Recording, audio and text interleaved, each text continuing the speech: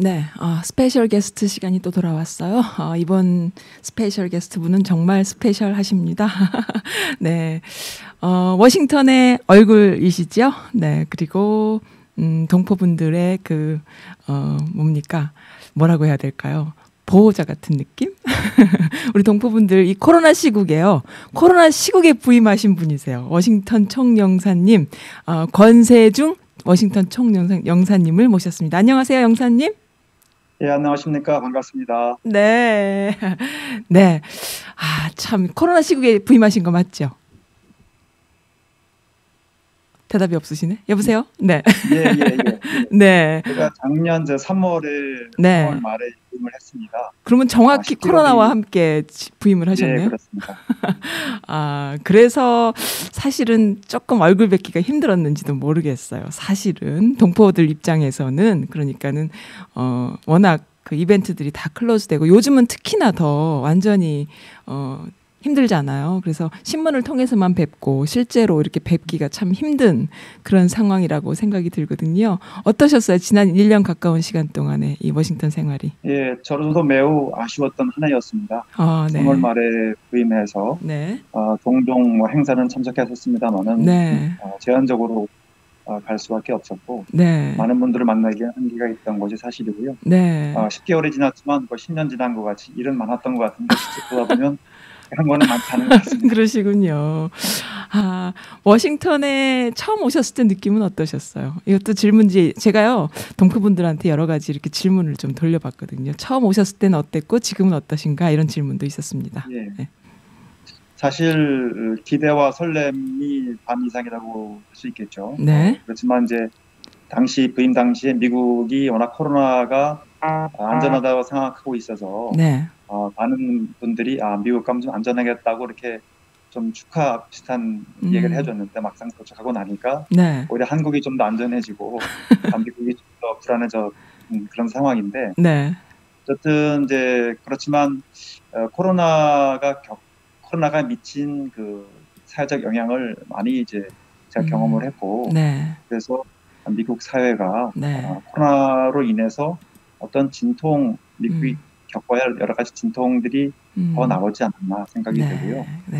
그래서 지금 이제 그러니까 두려움과 불안감이 교차하던 작년 초기 상황과 대비해 볼 때 지금도 역시 코로나가 해결되지 않았지만 또 많은 사람들이 백신이란 또 희망을 갖고 좀 더 올해는 나은 한 해가 되겠다라는 믿음을 주지 않았나 생각이 되고요. 네. 그런 차원에서 저도 좀 더 제 계획을 작년보다는 좀 더 긍정적이고 좀 발전적으로 좀 해나가려고 생각하고 있습니다. 네, 알겠습니다. 소식을 듣자 하니까 영사관에서 여러 가지 새로운 정책들, 홍보성 정책 아니면 편리한 동포분들을 위한 정책들이 많이 쏟아져 나왔다고 들었어요. 어떤 것들이 있나요? 예, 금년도에 이제 달라지는 대국민 영사 서비스가 10가지가 있습니다. 네. 10가지를 간단히 소개를 해드리고, 그다음에 저희 워싱턴 총영사관에서 하고 있는 그런 이제 정책들을 좀 설명해드릴까 합니다. 네. 예, 금년도가 특히 이제 영사 서비스가 질적으로 좀 달라졌다 하시는 부분들이 첫 번째로는 영사조력법 시행입니다. 1월 16일부터 이제 시행되고 있는 상황이고요. 영사조력법은 그동안에 해왔던 완전히 새로운 것은 아니고 그동안에 해왔던 여러 가지 서비스들 그리고 좀 추가적으로 해서 법률로 규정을 해서 안정적으로 좀 서비스를 하겠다는 그런 정부의 이제 의지를 밝힌 거고요. 거기 보면은 이제 형사 절차라든가 피해, 사망, 미성년자 및 환자, 실종, 위난상 6가지 유형별로 영사조력 내용을 설명을 하고 있고요. 요거는 이제 그동안 특히 이제 해외에서 큰 사고를 당해서 전세기를 투입한다거나 또 신속 송금제도 이런 것들을 법률을 명문화했습니다. 그래서 그런 부분 앞으로 올해는 이런 영사조력법으로 인해서 보다 이제 안정적인 서비스를 할 수 있겠다. 알겠습니다. 생각이 들고요. 두 번째로는 이제 여권 재발급 신청을 온라인으로 할 수 있게 해놨습니다. 그동안에 여권 신청할 때 또 발급받을 때 2번 와야 되는데 온라인으로 신청을 하면 한 번만 방문을 해도 된다. 네, 그렇습니다. 배달도 해주시고요. 그러면은 딜리버리 해주시고. 그렇죠. 저희가 근데 한 번은 오셔야 됩니다. 네. 온라인으로 신청 가능하고요. 네. 신청할 때는 오시지 않아도 되고. 그럼 가지러 갈 때 대조를 해야 되기 때문에. 네, 알겠습니다. 네. 그다음에 세 번째로는 이제 병역을 마치지 못한 청년 세대, 네. 18세 이상, 네. 모두가 이제 그 동안은 여권 발급에 제한이 있었습니다만, 5년 복수 여권을 발급받을 수 있게 되고요. 네. 네 번째로는 네. 우리가 이제 해외에 살다 보면 주민등록증이 없어서 이제 뭐 금융 거래가 어려운 부분이 많았는데, 네네. 여권을 가지고도 신분 주민등록증을 대신해서 금융 거래를 가능할 수 있게 됐습니다. 다섯 번째로는 이제 이 해외에서 이렇게 특히 이제 국제 전화를 통해서 사실 이제 돈에 민감한 분들은 그러실 텐데 전화요금이 사실 부담이 되잖아요. 전화요금요? 네. 무료 전화 앱을 통해서 통화료 없이 영사 콜센터로 연결을 해서 상담을 받을 수 있습니다. 긴급한 경우에. 네. 여섯 번째로는 우리 국민들이 카카오톡을 많이 사용하는데 카카오톡을 통해서 실시간 온라인 상담도 가능하게 됐습니다. 실시간 온라인 상담이요? 영사관이랑 영사센터랑 영사의 그 서비스랑 실시간 온라인 상담. 그거 좋네요. 보내면 상담을 바로 해주고요. 네. 다만 이제 뭐 중국이나 일부 지역에서는 카카오톡이 안 되는 경우가 있는데 여기는 이제 위챗이나 라인 등 여러 가지 또 다양한 SNS를 통해서 또 확대해 나갈 예정입니다. 그러니까 전 세계적인 영사 서비스가 이렇게 변하는 것이군요. 네, 알겠습니다. 네. 그래서 영사 그 긴급 콜센터라든가 또 안전지킴센터 인원을 확충을 해서 그런 수요에 대비를 하고 있습니다. 네. 일곱 번째로는 이제 위치 정보 시스템 GPS를 이제 활용을 해서 위치 기반 서비스를 시행할 예정이고요.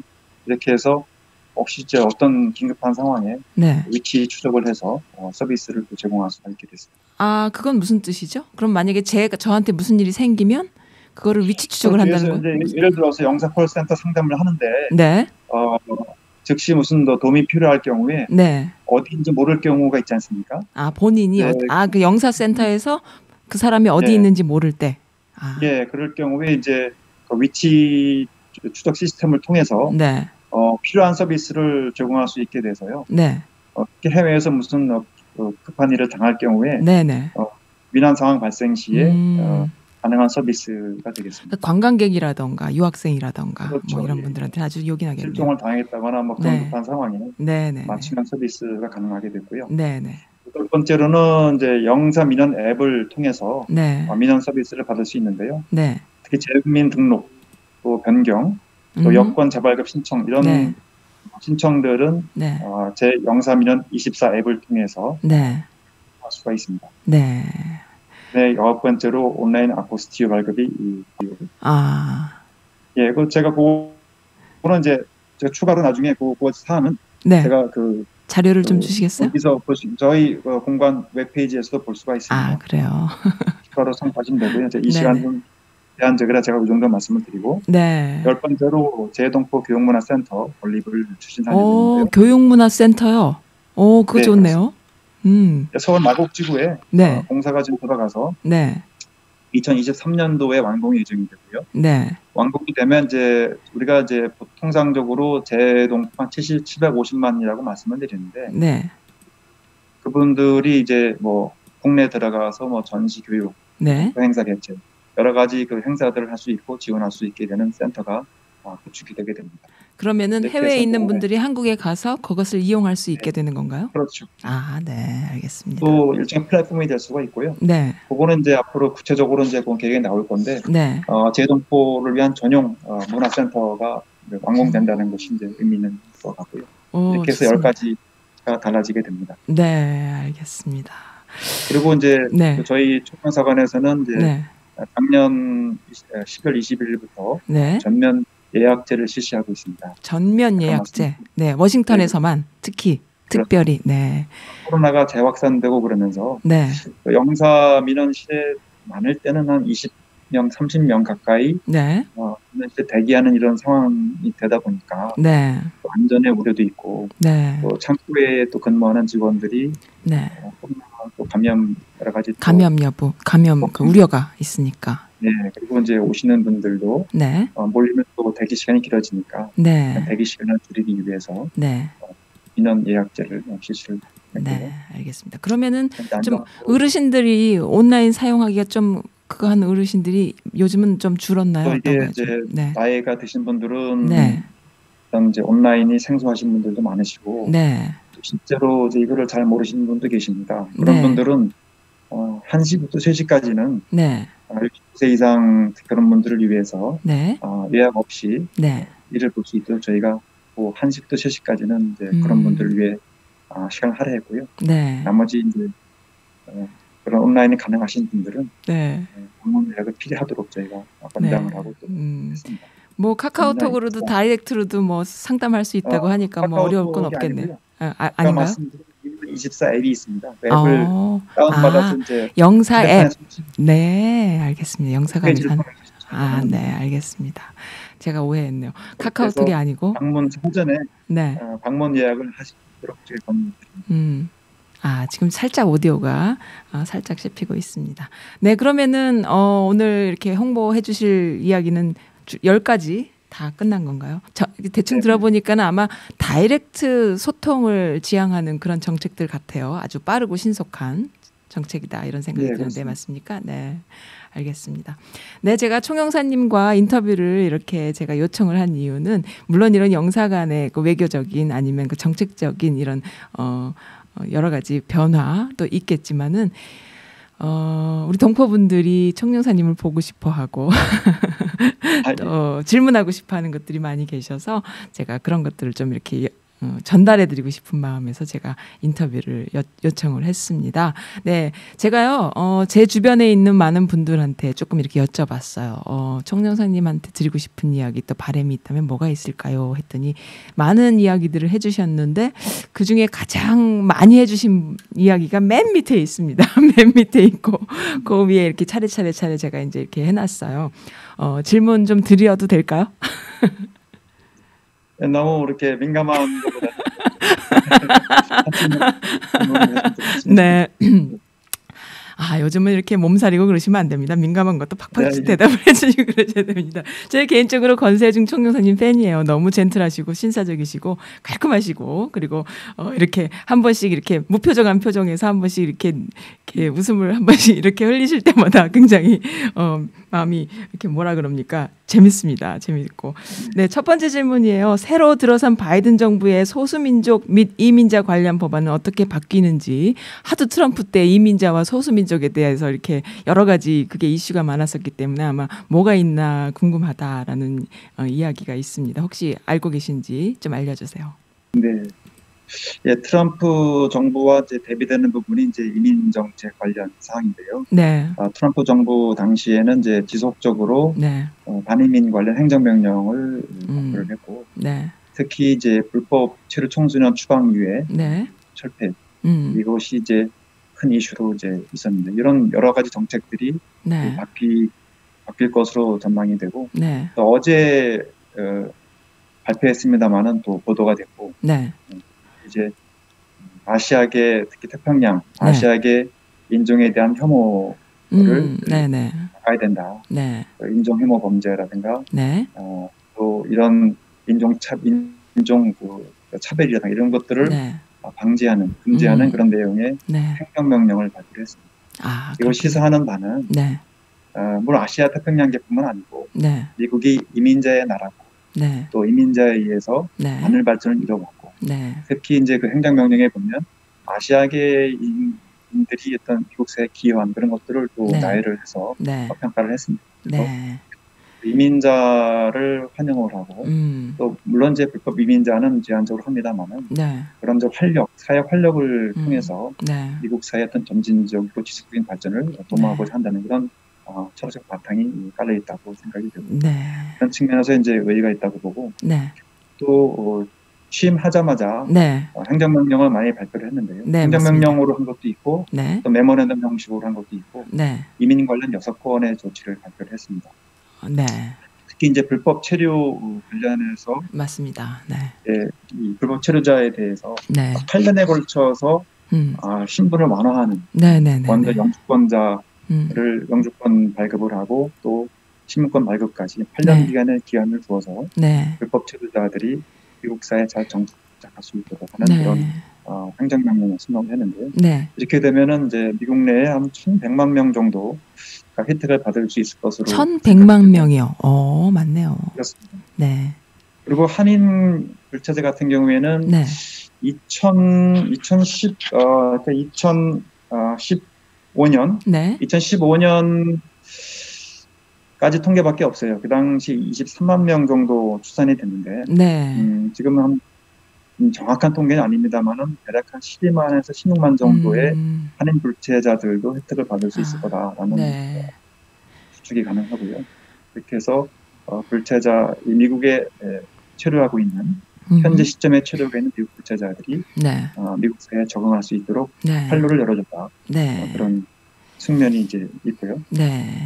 미국 바이든 정부의 또 이민 개혁 법안이 되게 굉장히 폭발적입니다. 불체자뿐만 아니고 또 이제 즉각적으로 이제 실시한 것이 무슬림 국가, 이슬람 국가들의 국민들, 또 입국하는 국민들의 금지를 풀었고요. 이제 좀 더 이제 미국 국민 사회에 그런 장점을 활용을 할 수 있도록 비자 추첨제를 확대한 거라든가 여러 가지 이제 친이민 정책을 이제 구사를 하고 있는데 물론 이제 이런 법안들이 공화당 내에 이제 합의를 얻어야 되는데 지금까지는 진통이 있을 것으로 예상이 되고요.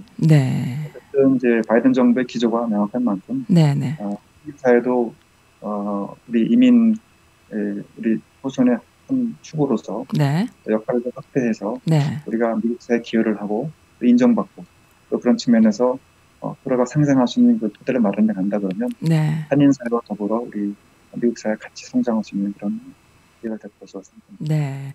그 십수년 전만 해도요. 한 번씩 그 불체자들을 구제하는 구제 법안이 10년마다 한 번씩 이렇게 있어 왔고 또 앞으로도 그럴 것이다라는 그런 믿음이 한인 사회에 제가 이렇게 처음에 들었던 기억이 있거든요. 근데 한동안 그런 게 너무 없었잖아요. 근데 다시 그렇습니다. 그게 한번 있어 오는 거죠, 이번이. 그러니까 그러한 정책이. 특히 이제 공화당과 민주당 정부가 그런 차이가 있는데 이게 미국 정책도 보면 전반적으로 일관된 흐름이 있습니다만은 일관된 그 장기적인 흐름 속에서도 또 이렇게 변화가 있습니다. 공화당 정부에서 한번 이렇게 반이민으로 가면 시계바늘이 또 한 추가 왔다 갔다 하듯이 한 번으로 한쪽으로 쏠리면 다른 쪽으로 쏠리듯이 이제 민주당 정부도 이민 정책이 이제 공화당 측에서 보기에는 그냥 급격하게 변화를 모색하고 있어서 아마 미국 사회 전반적인 합의가 어쨌든 이민 사회가 중요하다는 그런 합의는 있습니다. 미국 사회에. 다만 이제 불법적으로 체류하고 또 미국 사회에 해악을 끼친 이런 그런 사람들을 속아내는 이런 시스템을 어떻게 마련하느냐가 문제지.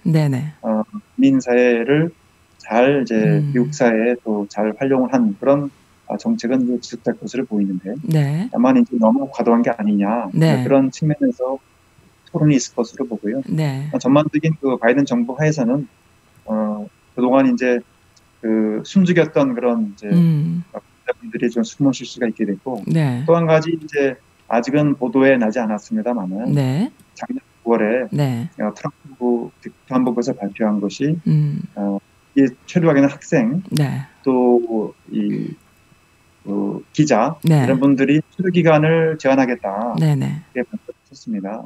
그래서 체류 기간을 제한하겠다. 그렇죠. 학생들은 4년인데 연장할 수 있습니다만은 뭐 학업의 중간에 뭐 이상이 생길 수도 있고 그러면 체류 기간을 연장하는 것들이 까다롭고 또 안 될 수도 있고 우려가 많았는데 그런 것이 이제 한번 이제 그 의견 수렴을 받아서 그 다음에는 아무런 그 조치가 없이 이제 정권이 바뀌었습니다.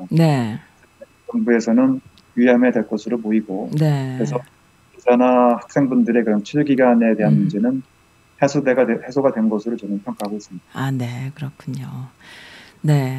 그 미국이란 나라가 국내 그 여러 정책들은 항상 민주적이고 좀 인도적인 이런 것들이 한 번씩 이렇게 있어 왔는데 그런 것들이 좀 시끄럽고 시간이 걸리더라도 어느 정도 이렇게 또 이렇게 무대 보고 이렇게 누구 한 사람에 의해서 막 가는 것이 아니라 이렇게 좀 토론에 의해서 가는 그런 모습을 또 한번 보고 싶다라는 기대가 있습니다. 네. 그리고 또 두 번째 질문 드릴게요. 참 이 한류에 관련된 이야기예요. 카멜라 해리스가 카멜라 해리스 부통령이 방탄소년단의 팬이라는 것을 이렇게 트위터를 통해서 이야기를 했다라는 이야기. 미국 내 위상이 많이 올라갔죠. 우리 한인 그 사회, 한인 그 문화, K 방역 또 K 문화 이런 것들이 이제 많이 올라갔고 또 제가 살고 있는 메릴랜드에는 또 주지사님이 또 한국 사위셔가지고 또 이번에 K 방역과 함께 이렇게 연대하면서 참 많은 그런 지지를 받고 있고 보기 좋은 모습이 있는데요. 혹시 그런 것과 더불어서 이렇게 생각하고 계신 게 있는지 이미지 한국 이미지를 이렇게 높이 알리는데 좀 생각하고 계신 게 있는지 궁금합니다. 네, 말씀하셨다시피 네. 한국에 대한 그 인식이 네. 달라진 것이 사실입니다. 네. 예전에 한국 외교관 하면 네. 잘 찾아주지도 않고 그렇죠. 어디 이제 낄 때 상당히 어려움이 있었고 네. 사감 직원들은 이제 많이 느낍니다. 네. 우리 이상이 달라지다 보니까 네. 우리의 말 한마디가 그만큼 영향을 주고 네. 또 통을 받을 수 있는 그런 기회도 많아집니다. 네. 또 그 사람들의 빛이나 태도, 말투가 달라지는 것을 봤을 때 네. 우리 사회가 우리 한국의 이미지가 네. 많이 제고됐다. 네. 네.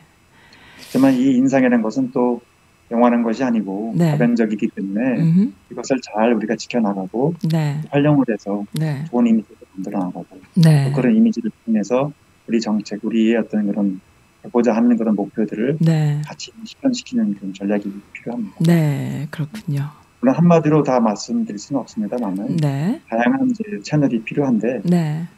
제 생각, 그 개인적인 생각입니다만은 네. 미국 사회의 여론주도층이나 그 파워 블로거나 특히 SNS에서 영향력 있는 그 유튜브의 그런 분들을 좀 저희가 접근을 많이 강화했으면 좋겠다는 생각이 들고요. 네, 그것도 좋은 아이디어죠. 이 채널도 중요하고요. 네. 워싱턴이나 뉴욕타임즈 기고도 적게 또 하는 것이 필요하고. 네. 알겠습니다. 공식적인 그런 채널이나 방송, 언론 위에 요즘은 많이 이제 달라지는 것이 젊은 세대들은 유튜브를 통해서 세상을 이해를 하고 뉴스 검색을 하기 때문에 그런 가상 공간에서 누가 영향력이 있는지 인플루언스를 잘 받아서 우리가 적절하게 좀 부분들을 좀 잘 설득을 하거나 아니면 같이 만날 수 있는 길, 온라인이든 오프라인이든 그런 것이 필요하고 또 이제 그 그래스루트 차원에서 우리가 한인 단체 여러 단체가 있습니다만은 그런 분들도 좀 계속적인 노력이 필요해요. 또 정부 차원에서도 정부의 인사라든가 생각들을 다 접촉을 해서 이 점과 선에서 면으로 확대할 수 있도록 그런 전략을 지속적으로 해나가고 또 내부적으로도 서로가 소통하고 또 토론하는 그런 모임이 필요하다고 생각합니다. 네, 알겠습니다. 오늘 이렇게 인터뷰를 이렇게 얼굴을 보면서 이렇게 투샷으로 이렇게 함께하는 이 온라인 인터뷰를 제작할 수 있는 방송국이 잘 없어요. 네, 저도 그렇고요. 제가 처음에는 또 얼굴이 긴장되지 않았나 모르겠습니다. 그 긴장이 매력이십니다. 항상 뭔가 긴장돼 있는 듯한데 살짝 이렇게 웃으시면 그 선즈 라디오 같은 이런 제작력이 있는 유튜버라고 하기엔 좀 그렇지만 어쨌든 이런 제작력이 있는 채널을 동포 사회 지금 코로나로 워낙에 이렇게 대면 그 이벤트가 불가능하고 힘들다 보니까 혹시라도 이벤트가 있고 이럴 때 이런 것들을 많이 활용하는 방식을 한다면은 아마 이 앞선 그 차세대 젊은이들을 이끌고 또 영어권 2세, 3세 아이들을 이끄는데 좀 도움이 되지 않을까 이런 생각이 듭니다만은 어떻게 생각하세요?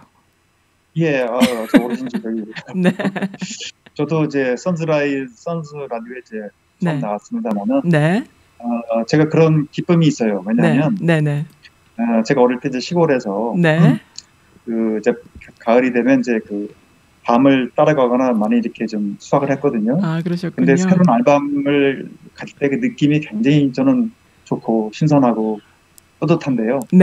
그런 것처럼. 그래요?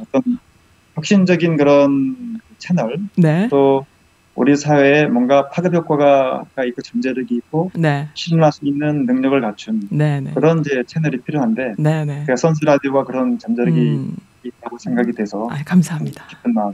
아유 감사합니다. 과찬이십니다.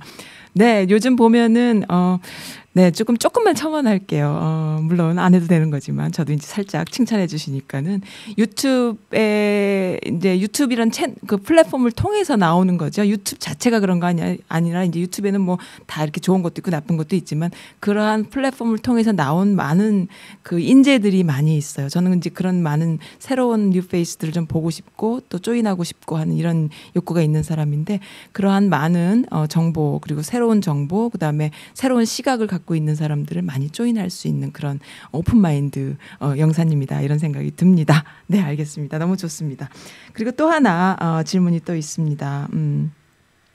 네, 백신 문제예요. 사실 이것도 뭐 저는 아직 백신도 맞지 않았지만은 한국은 이미 이제 2월달부터 백신 시작한다 그러고 미국은 이제 좀 어르신들 중심으로 이렇게 시작하고 하는데 뭐 한국 계신 분들은 모르시겠지만 여기에 막 그 하루에 확진자가 수천 명이잖아요. 이 근처만 해도 워싱턴 근처만 해도.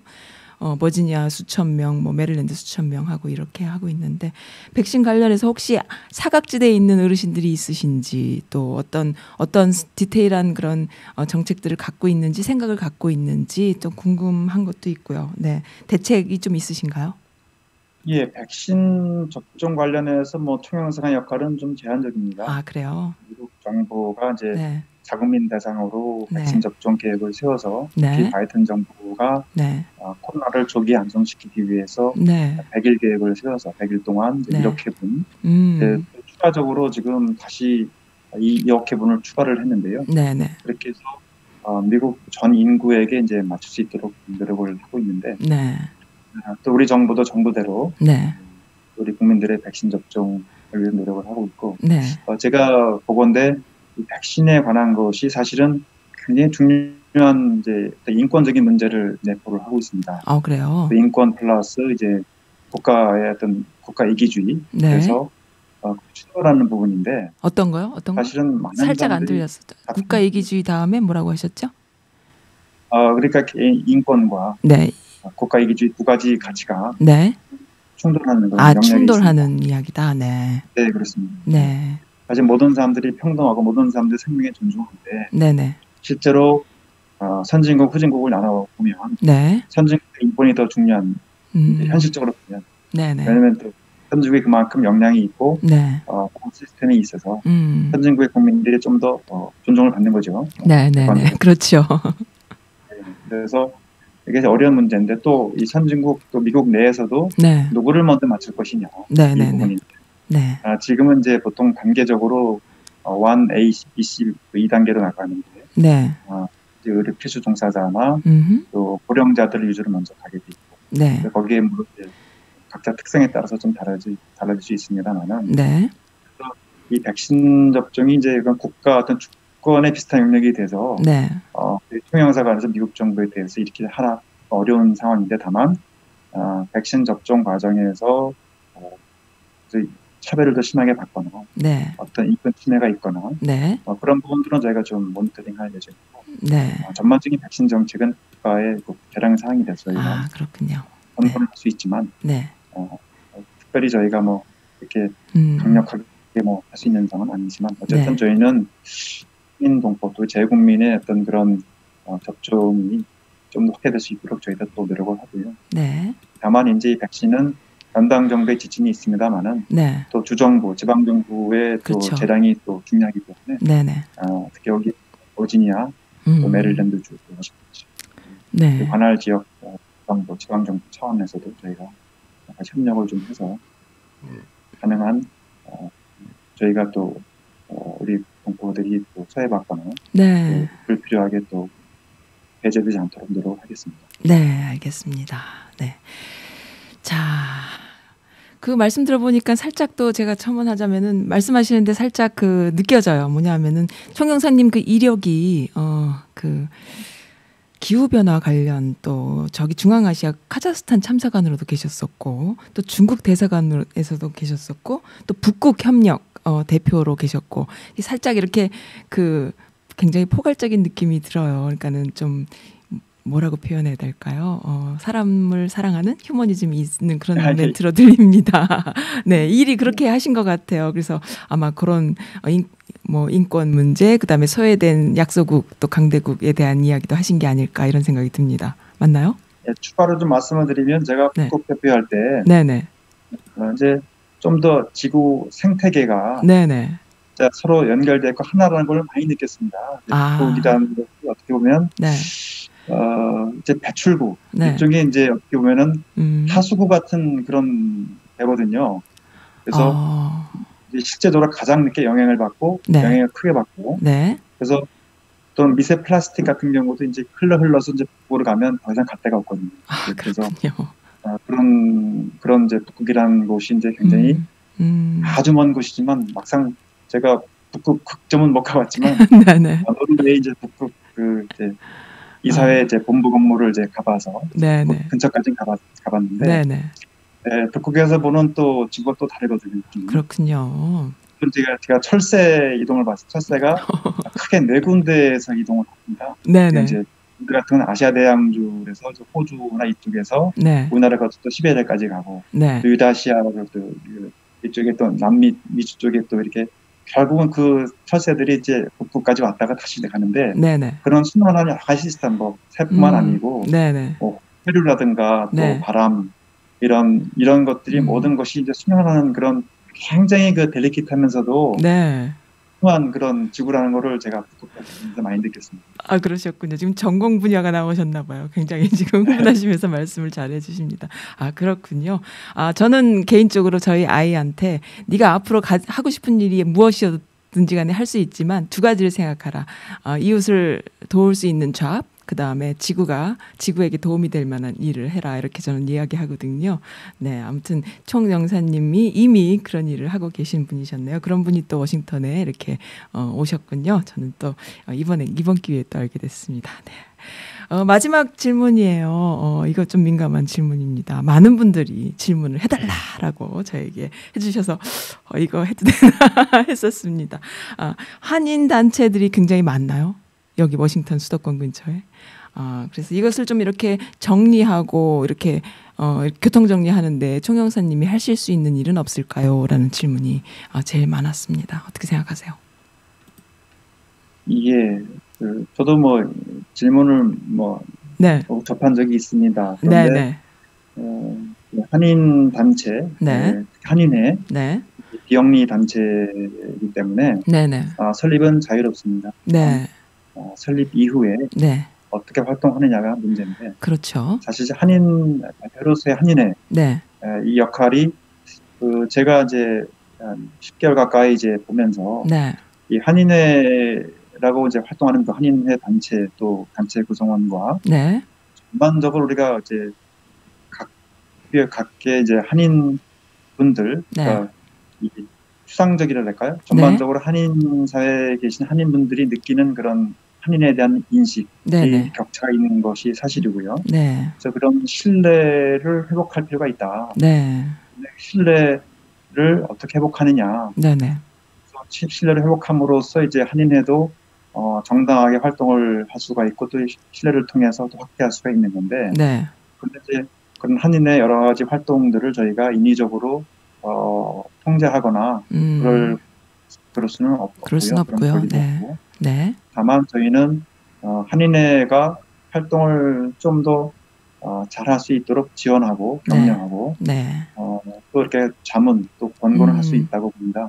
그래요. 그런 차원에서 어떻게 보면 선의의 경쟁도 필요하고 그렇지만 그 한인회 대표라는 그런 직책 자체가 한인 사회를 대표하기 때문에 또 그럴 만한 또 역량이 있는 분들, 그럴 만한 신뢰가 있는 분들이 이제 나오셔서 하면 제일 좋죠. 그렇죠. 그리고 또 한인회를 대표하는 분들하고 한인 전체 사회 전체의 그 한인 분들과의 또 그런 소통을 통해서 잘 좁힐 것인가 고민하고 있고 그런 차원에서 이제 제가 작년에도 이제 한인회 분들도 언론 분들하고 말씀 나눌 때 얘기가 그래서 한인회가 활동을 제대로 하기 위해서는 네. 일정한 조직이 있어야 되고, 또 정관이 있어야 되고요. 네네.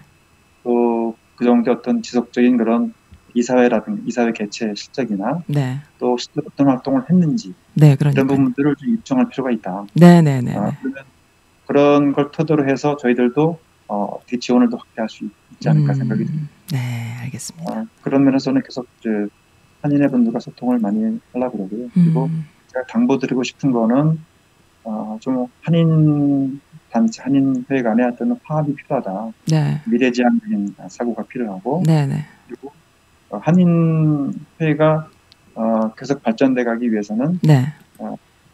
지속성이 있어야 된다. 지속성, 그러니까요. 인스티튜셔널 메모리라고 하는데, 네네네. 조직이 바뀌고 조직의 장이 바뀔 때, 네네. 그런 해왔던 여러 가지 이제 그런 사업들과 그런 조직 이런 것들이 유기적으로 계속 가져야 되는데, 네, 없어요. 그런 것이 좀 부족하죠. 네. 그리고 저는 좀 큰 틀에서 네. 워싱턴 이쪽 중심으로 뭐 버지니아, 메릴랜드 네. 좀 크게 한인은 여러 개지만 네. 크게 한인회가 하는 것처럼 이렇게 좀 단합됐으면 좋겠습니다. 어디 한인회처럼요? 어디처럼? 잘 안 들렸어요. 이제 제가 그 바닷속을 보면 이렇게 수많은 예를 들어서 이제 명태나 조기 예를 들었을 때 네. 한 마리의 명태족은 약하거든요. 네. 근데 이제 이런 어류들이 이제 전략이 네. 떼지어 모여서 네. 크게 보이면 어디서 봤을 멋있죠. 때 어류처럼 보이거든요. 네네네. 그러면 함부로 이제 공격을 할 수 없고 네. 스스로 보호할 수 있는데 네네. 한인회가 많다 그런 부분들의 지적에 대해서 네. 사실 인위적으로 합치거나 그건 할 수 없기 때문에 네네. 그거는 다 같이 이렇게 어떤 협력을 해서 네. 한 단체 하는 것처럼 보이면 얼마나 좋겠냐. 얼마나 좋겠어요. 생각을 하게 되고 네. 또 여타 커뮤니티하고 활동할 때도 네네. 중국이나 베트남 또 미국 주류 사회에서 한인 사회를 컨택하고 싶은데 누구랑 그러면 컨택해야 되느냐. 그러니까요. 네. 하는 한인회 중에 누구를 지정하기 어렵거든요. 없죠. 어렵죠. 비만 되면 네. 주로 우리끼리는 좀 이렇게 이견이 있더라도 네. 또 대외적으로 할 때는 같이 뭉쳐서 하고 그런 시스템이 좀 필요하다 생각이 되고 네. 또 제가 최근에 알게 된 것이 이제 한인회가 섹션 501C3에 이제 많이 들어가 있는데 네. 좀 정치적인 파워를 좀 가지려 그러면 501C4가 있다 그러거든요. 501C4는 네네. 정치적인 캠페인도 일정 부분 가능하고 네. 그래서 그런 부분 생각을 해서 우리가 좀 정치력도 좀 키우고 네. 몸집도 키우고 내실을 다져서 네. 그렇게 해서 이제 자연스럽게 이렇게 우리 사회의 역량을 키워나가는 그런 게 필요하다고 생각이 됩니다. 네. 아까도 말씀하셨지만은 지속성, 그 다음에 실적, 어느 정도 이렇게 무슨 활동을 어떻게 했는지에 대한 그런 기록, 이런 것들을 좀 가지고, 좀 이렇게 그런 것들을 토대로 한인회를 하는 그런 분위기를 만들 수 있는 데에 총영사님이 할 수 있는 일은 없나요, 따로? 저는 사실 네. 작년부터 하고 싶었던 것이 한인회 분들하고 직접 만나기 어려우면 줌을 통해서 한인회 분들하고 대화를 하고 싶었습니다. 그런데 여기저기 저 직원들한테도 협의해보고 몇 분한테 물어보면 그건 안 됩니다.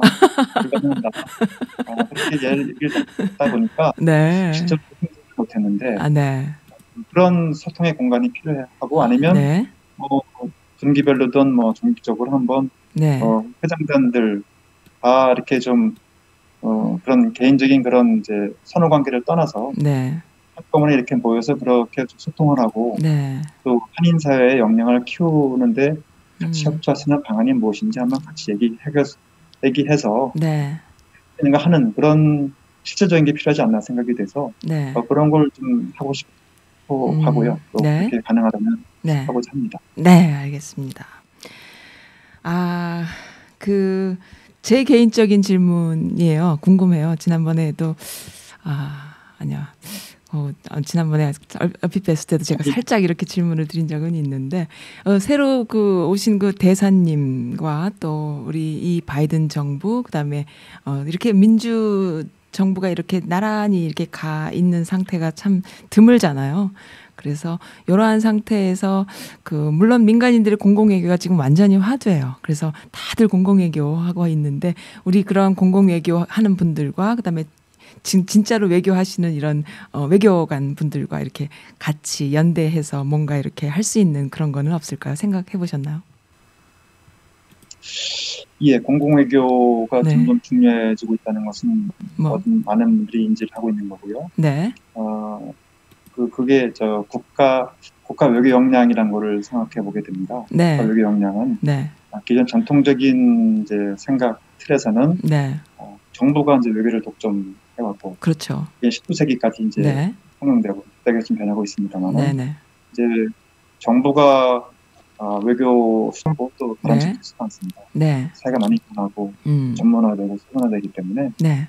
정부가 하신 역할이 좀 정해져 있고 네. 실제적으로 또 우리 국민이나 또 다른 나라 국민들이 봤을 때 네. 상당히 많은 측면에서 우리나라 인식을 하고 교류를 하기 때문에 네.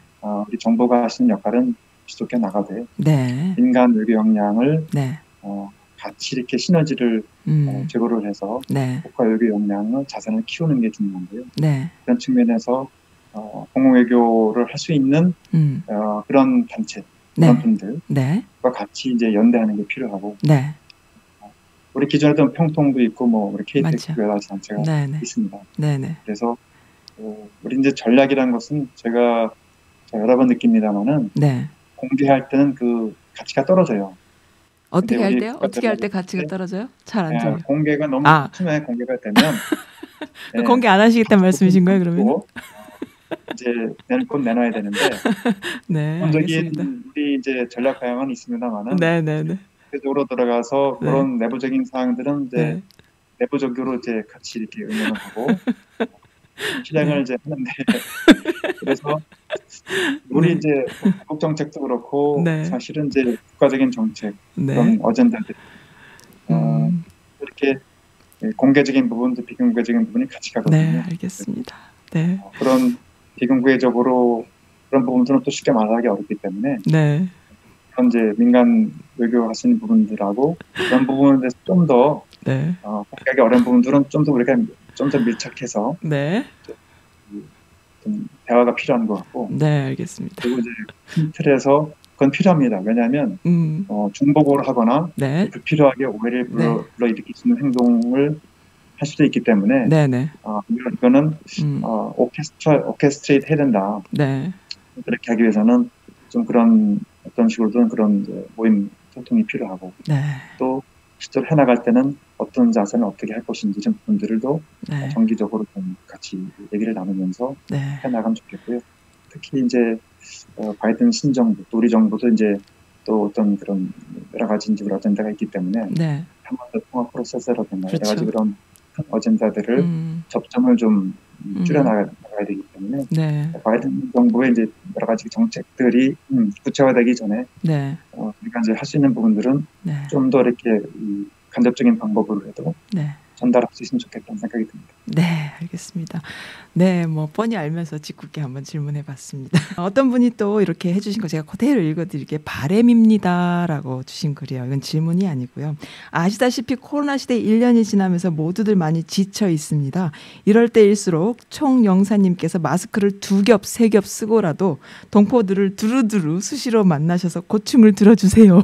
라고 하신 분이 계십니다. 얼굴만 마주쳐도 동포들에게는 많은 힘이 될 거예요. 라고 하셨어요. 네, 전해드리고 싶어서 제가 그렇게 그대로 하겠습니다. 저도 요즘은 제가 저희 저희가 쓴 마스크가 K 방역 마스크인데 이게 말을 하다 보면 좀 내려와요. 그래서 그래요? 네. 제가 이제 줄을 꼬아서 한 줄 꼬아서 이제 귀에 걸고 이제 그렇게 하고 제가 한 겹을 쓰든 2겹을 쓰든 또 쓰고 좀 만나려 그러고요. 다만 이제 그 대규모로 할 수는 없으니까 소규모로. 그렇죠. 제가 여기 이제 기능 단체들이 많습니다. 주류상 협회도 있고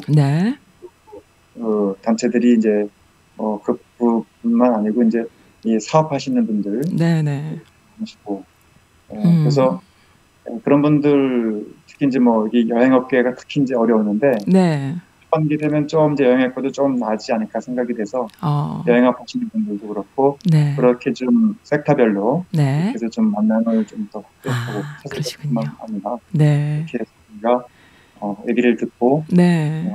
항상 할 수 있는 것들은 저희가 나가고 네. 또 이제 우리 여기 이제 스타트업 기업들이 있거든요. 네네. 기업들 이런 분들 특히 이제 작지만 네. 활동하기 어려운 분들은 이제 KIC라고 해서 이제 혁신센터가 있습니다. 네, 그분들하고 협력을 좀 해서 네. 좀 취약한 분들 또 어려운 분들을 위주로 해서 대회를 만나고 가능한 모든 분들을 동원을 해서 저희도 이분들이 좀 더 나은 생활이 될 수 있도록 노력하도록 하겠습니다. 네, 알겠습니다. 개인적으로 조금 이렇게 말씀드리자면은 동포분들이 한국 사회랑 또 달라서 물론 한국 사회도 많이 다변화되고 이렇게 많이 차이가 다양하지만은 동포 사회는 이렇게 얼굴을 보여주는 많은 분들만 있는 건 아니거든요. 굉장히 이렇게 이 미국 사회에 적응하면서 사는 특히나 남성분들, 이민 1세 남성분들, 아이를 데리고 오신 분들이나 아니면 이렇게 이민 1세 비즈니스 하시는 분들, 리코스토어라던가 또 작은 그로서리 하시는 분들, 이런 분들 정말 힘드실 거예요. 지금 이런 상황에. 그리고 또 사회성 이렇게 사회 활동을 할 수 있는 그런 여건들이 이 동포 사회는 별로 없습니다. 그러니까 그러한 분들 하나하나 이렇게 좀 위로할 수 있는 그런 기회를 좀 만들어 주셨으면 어떨까라는 개인적으로 좀 듭니다. 네. 오늘 너무 좋은 인터뷰 감사드리고요. 네. 오늘 마쳐도 될까요? 네. 감사드립니다. 네. 예. 그리고 끝으로 아까 말씀하신 우리 어려운 분들 저희들 좀 노력할 텐데 혹시 제가 챙겨였으면 좋겠거나 만났으면 좋겠다는 분들 계시면 알려주시면 저도 그래서 좀 노력을 하겠습니다. 네, 알겠습니다. 모두 같은 마음일 거예요. 어떻게 이렇게 저도 만나주시면 안 돼요? 저도 위로해 주시면 안 돼요? 저희 가게도 와주시면 안 돼요? 뭐 이런 생각도 하실 것 같아요. 네, 알겠습니다. 제가 이민 118주년을 맞아서 사실 이제 이민 사회도 많이 변했습니다만은 어려움을 가진 분들이 계속 계시고 미국 사회에 들어올 때 아메리칸 드림을 꿈꾸고 오신 분들이 많은데 제가 들었던 인상적인 얘기 중에 하나가 시민권을 따기 위해서 굉장히 고생을 많이 하는데 어떤 닭공장에 가고 자기 내장을 뜯는 일을 했다는 거예요. 그렇죠. 그래서 그거를 수백 마리를 내장을 뜯어냈을 때 손이 움직이지 못할 정도로 손이 붓고만 보는데 어려움을 딛고 우리가 왔기 때문에 힘이고 그래서 저도 좀 더 의료가 됐으면 좋겠고 그런 분들을 위해서 하순이 됐으면 좋겠다는 생각입니다. 네, 너무나 좋은 인터뷰입니다. 네. 오늘 조금 오디오가 살짝 이렇게 조금 끊어지고 조금 그랬어요. 그래서 들으시는 분들 잘 그래도 알아들으셨으리라고 생각합니다. 네, 오늘 너무 좋은 인터뷰 감사드려요. 오늘 마치겠습니다. 안녕히 계세요. 네. 네, 고맙습니다. 안녕히 계십시오.